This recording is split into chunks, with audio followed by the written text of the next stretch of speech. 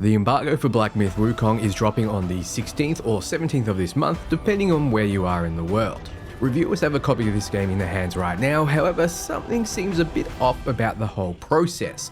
Also, what you're seeing now is the newly released benchmarking tool for the title. Finally, there's been some new juicy information revealed, new transformations, as well as word from the devs. Let's get right into it. There are over 45,000 users on the benchmark tool right now. It's a good way to see if your rig can handle the game and to what degree. So hit download and come right back to this video. Console players, thankfully the game is optimized to your system, more on that later. So I was getting well over 100 frames per second on 2K resolution settings while recording 2K footage on OBS, but I do have a fairly powerful rig. Keep in mind the graphics look a hell of a lot better than what you're seeing now. Compression on YouTube tends to get rid of the detail. Look at this over here, this cheeky drop to 41 frames per second around the middle point of the benchmark. But it seems so brief I didn't catch it scanning back through the footage. We also don't see any combat in the benchmarking, so we can't be sure it's going to be consistent all the way through. The graphics are a clear downgrade from the first trailer we saw of the game, but this is a common thing in the industry, reach exceeding their grasp. Speaking of drop, there's been a lot of leaks dropping. I won't show any of those on screen as 1, I might invoke the wrath of YouTube, and 2, it's spoilery, so without spoiling anything, let's talk through it. Keep in mind, these are leaks, so take anything I say with a grain of salt. I covered some leaks in my last video and ended up taking it down because I was starting to doubt its legitimacy. So these leaks come from footage I can actually see with my own eyes. First, it seems the game has 15 main maps and at least one main boss for each. These won't be interconnected like one big open world, and you'll most likely have to teleport between them. Though there's at least one main boss per area, most maps have multiple to discover. The biggest map, Lion Camel Ridge, has 4 main bosses to fight, and this isn't including side bosses to discover.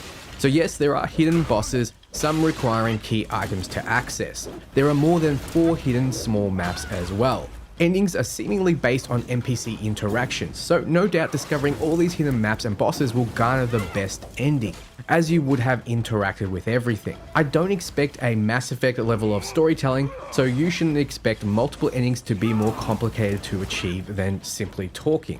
There's more we know, but it's getting into the realm of spoilers, so I'll leave it up to you to discover. Wukong's producer released a statement encouraging you all to avoid them. Perhaps for your own benefit, not to spoil the story, or perhaps so you don't see parts of the game that are not placed in the best light. We'll just have to wait and see. The statement after translation is up on the screen right now. I don't want to waste your time reading it out, so I'll let you pause and have a look yourself.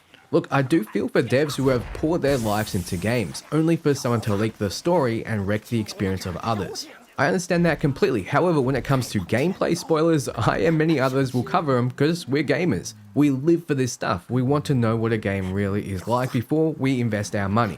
We want to see an insider view, we want to look forward to things. That being said, I'm looking forward to the sheer amount of transformations in the game. So let's jump into the newly released trailer covering more transformations, abilities, locations and more. First we see some beautiful scenery from the environments we'll be visiting. Then we cut to Wukong, who's picking up a double-bladed glaive of some kind. This is, like I've mentioned in previous videos, a new transformation. Bringing out this weapon will change your moveset and provide you different ways to fight. So if you like burning your enemies alive, you'll enjoy using your focus to transform into this. But maybe you'll want to transform into this bulbous creature instead. It no doubt has its uses. We've seen it before being used to avoid damage from arrows, but it seems like it can be used in boss battles too. Even against this lightning-infused dragon, which seems to give those who have played it trouble. So this very well might not be a joke transformation. I'm thinking it has high damage resistance and big AoE slams. Maybe you'll choose to grow an insanely oversized brain, start casting spells and whipping enemies with this transformation. It seems you can absorb vitality from enemies after causing a massive green explosion. I take it this transformation will be slow and vulnerable, but quite powerful. Then we have this odd transformation. It can use its back tentacles for extra range or even pick up the snow and throw it.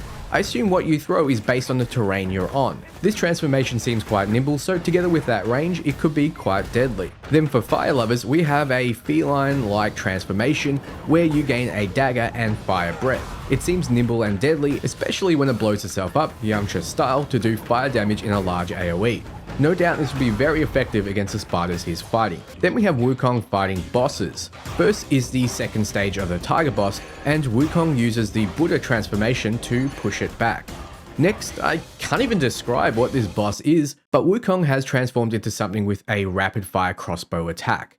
Then a rat-like traditional Chinese martial artist transformation that seems to make you extremely agile. I don't know what this ability is, but it seems like you can either make your spirit leave your body after being struck to give you a sort of second life, or this enemy is up to some kind of shenanigans. The former seems more likely, as we'll see the ability later. Then we're back to the Tiger boss, in which it cuts away before we see the end result of the transformation. Then against the Scorpion boss, Wukong uses some kind of spiky shadow clone jutsu and follows up with a counter attack. Next, he transforms into some kind of berserking monster with twinned curved blades that I won't try to identify because last time I caught comments arguing about their origin. Then we have some dodging around and the use of that soul exiting body-like ability, which of course must be some way to mitigate damage. Wukong can also transform into objects like this tree here to avoid monsters. One of the ways that was mentioned that we can use to avoid fights. But we can also transform into a nimble fox-like creature to traverse quickly and also avoid those monsters. Thank God for these. Then we have some bosses highlighted. There is more variety in this trailer than entire games have all together. We don't have long to wait now. It seems like Black Myth Wukong truly will be a fantastic game, and it's been a long wait. So what do you think so far? Let me know below.